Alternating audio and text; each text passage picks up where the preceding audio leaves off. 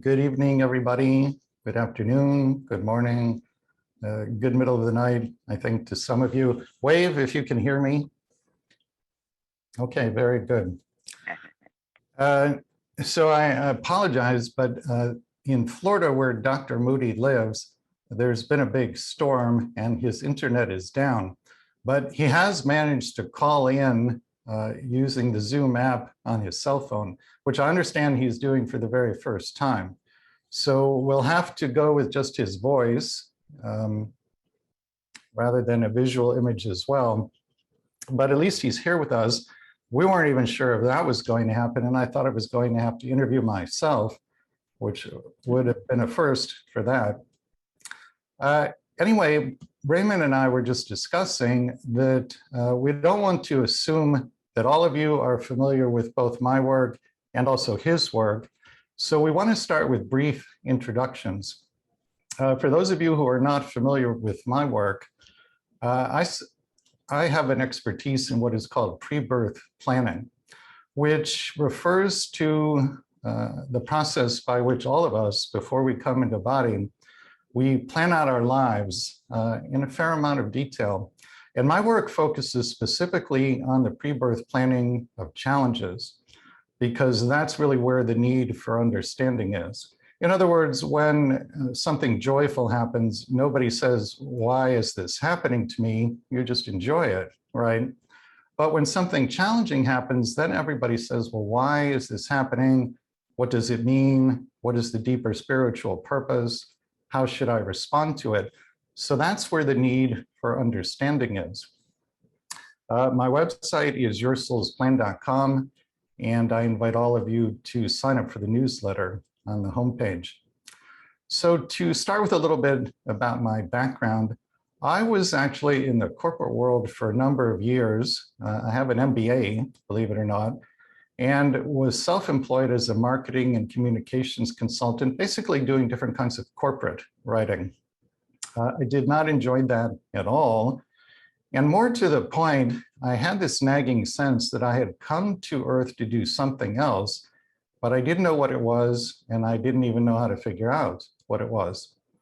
And then back in the year 2003, three very important things happened all within a few weeks of each other that combined got me to leave the corporate world and put me on the path that I'm still on to this very day. The first that happened was that I had a session with the medium. I wasn't even sure if I believed in mediumship, but I thought this might be one way to gain some insight into what else I might be doing with my life. So I went into that session with the medium, and the first thing she said to me right out of the box was, your spirit guides are here. And I said, what is a spirit guide? I mean, I'd never even heard the term before. And then she explained that. And then she said, your guides would like to speak directly to you. And she started to channel them. And the very first thing they said was, you planned your life, including your biggest challenges, before you were born. And I will tell you, I just shook my head and I said, why in the world would I have done that? And they said, you did this for purposes of spiritual growth. Now, what was really compelling was that they then launched into this lengthy and detailed monologue in which they explained why I had planned my challenges, and they knew what every single one of them was without me telling them anything about myself, nor had I told the medium anything prior to the session. So as you can imagine, when you're talking to beings who know literally everything about you without you telling them anything, that gives them a lot of credibility. So when they introduced this idea of pre-birth planning, I was listening very, very closely. Within just a few weeks of that session with the medium, I had the good fortune to be introduced to a woman who has the ability to go into trance and channel her soul, her higher self. So I had the opportunity to spend about 15 hours talking with her higher self about pre-birth planning, and her higher self explained to me in considerable detail how this process works. That 15 hours of channeling really served as the foundation for all three books that I have since gone on to write. And then the third and by far the most impactful experience, right around that same time period, I was home middle of the week, middle of the afternoon, having an average work day, and I decided to take a break and go for a walk. So I'm walking down the sidewalk in the middle of the afternoon, and I had what is sometimes called a spiritually transformative experience, in which every time I looked at another person, this feeling of pure, overwhelming, unconditional love washed over me. And when I say pure, unconditional love, those are the words that get closest in the English language, but really there are no words. This was an experience of divine love. It was a transcendent experience. It only lasted about an hour, but it completely changed my way of looking at life and my understanding of myself and who each one of us really and truly is. And you could say that I was caused to know. I was caused to know in this experience that we as souls are made literally from the energy of unconditional love. That was very clearly the message, and I got that message. What I didn't know at the time, which became clear a couple of years later, by that time, I had looked at a number of people's pre-birth plans for my first book, Your Soul's Plan. And what I found was that every single pre-birth plan, regardless of what kind of challenges were being planned, was based on complete unconditional love for every person involved. And then I realized, aha, that experience that was gifted to me as I walked down the sidewalk a couple of years ago, that was gifted to me so that when I found this result in my research, I would be absolutely certain that what I was finding was true. And it's because of that experience that I can sit before you this evening and say to you with complete confidence and complete certainty that we as souls are made literally from the energy of unconditional love.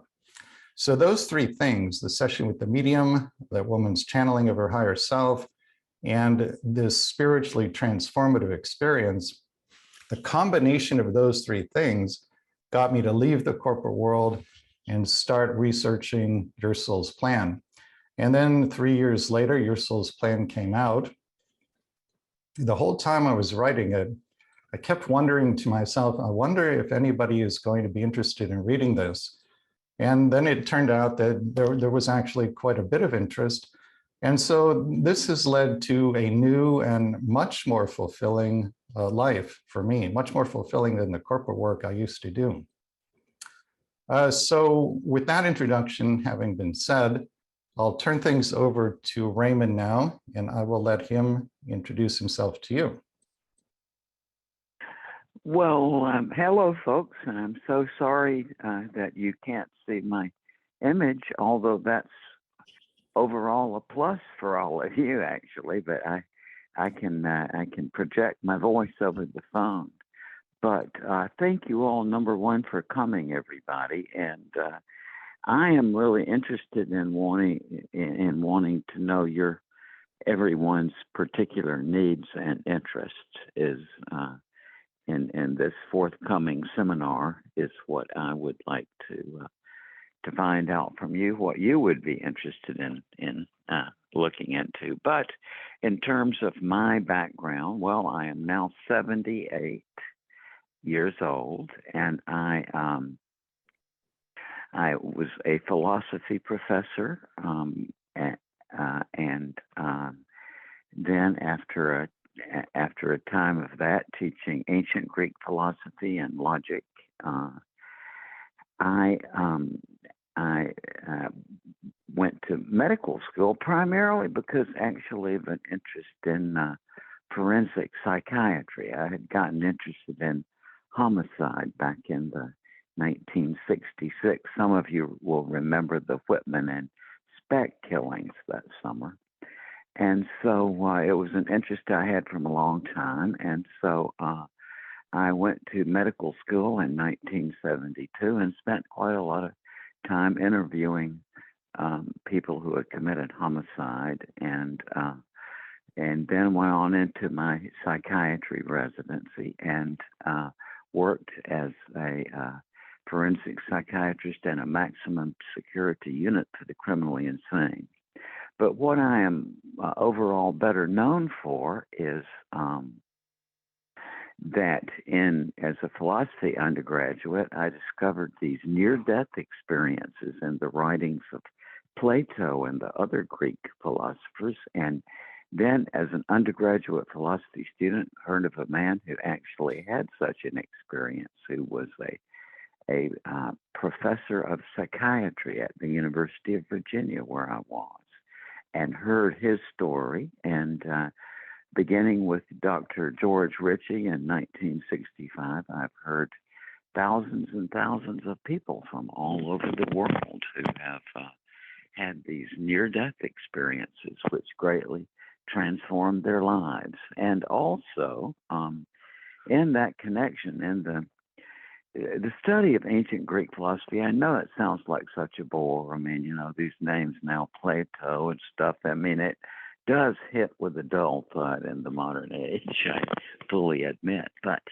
in reality, if you got into it, you'd quickly see this is just absolutely very fascinating stuff. And the whole Western intellectual tradition started with these people who one of the things they were most interested in is what was called probing into things under the earth, which was a code word for evoking the spirits of the dead, the oracles of the dead, and also out-of-body flight. I mean, it was a very complicated story, but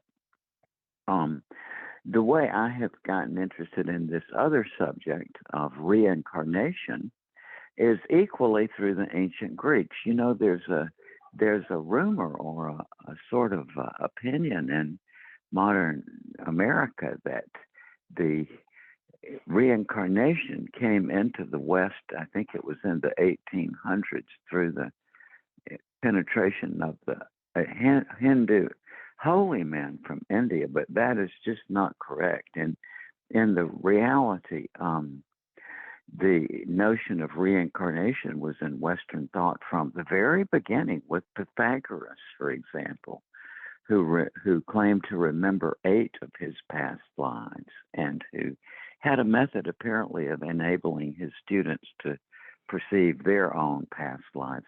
Pythagoras was noted for a talent in one source as to that he could look at a person that he had met and he could see that person's past lives, a sequence of about 10 or 20 of them, just sort of, somehow grasp the thrust of them all at once. So and Plato also was a reincarnationist. And so this is my source of interest in this. In the forthcoming seminar, I guess what I want to talk about is some ideas about how in the world the personal identity of a person is related to this notion of an afterlife. By the way, I would never try to persuade anybody else that there is an afterlife. And as a professor of logic, I can just say there are some really big difficulties in the whole notion of a proof of an afterlife, which I think can be overcome and have been, but it's a subject that's rather esoteric and maybe it's indirectly related only to the afterlife. But my point here is that I think that these logical problems we've all had about the afterlife for a long time are solved now. But, where I have come to it is not trying to persuade anybody else, but in my 50-something years, I guess now, of being interested in these near-death experiences, I guess more than 60 years, I give up. I try to think of every way of thinking myself out of some idea that I entertain rather than accepting it. Because that's what gives you most satisfaction. You want to test what you think against, as rigorously as you can. But I just give up. I've heard so many of these, but more than that, I trust the medical judgment of my many physician friends who have had these these encounters with the other side themselves, and who near-death experiences and shared death experiences, and who, because of that, are, as they tell me, absolutely, this is not only was this real, this was more real than what we have before us now. So that, but also more germane, I think. I just think that the logical difficulties have always plagued the question of life after death, to me, are resolved. I mean, I just think that there is new ways of thinking about this where it all fits together. And so I'm just really looking forward to hearing from everybody who wants to, attend our seminar. Paul Perry will be involved, and my friend Raj Parti, who's was a professor of anesthesiology, who had a profound near-death experience, which he has written about. And in his near-death experience, as sometimes happens, he saw some of his past lives. Raj happens to be, I guess, from a Hindu background, but that's not necessary. I've known a number of people over the years who, including initially, when I was interviewing people initially in the Deep South, a couple of people who were Southern Baptists, that nonetheless in their near-death experience, they saw visions of some of their previous lives and so on. So I'm just looking forward to, hopefully people joining us at this forthcoming seminar, and to know what you're interested in, so I can talk about as much of it as I am knowledgeable of. And I guess, the moderators here, I'll just turn it back over to them, and just looking forward to talking with people. Thank you. All right, thank you, Raymond. Let's talk a little bit about the workshop that we have coming up, and then I think we can open it up to a few questions. So Raymond and Paul Perry and Raj Parti and I will be doing a 3-day workshop, Friday, September 16, Saturday, September 17, and Sunday, September 18th. On the evening of the 16th, I'll give a talk about pre-birth planning. I'll share with you the 5 main reasons why we ourselves plan big challenges before we're born. And then I'll share with you some of the true stories of pre-birth planning that are in my books to give you a better feel for how this process works and why we plan challenges for ourselves. Saturday morning, Raymond and Paul and Raj will have a roundtable discussion about past lives and near-death experiences. Then we'll take a break.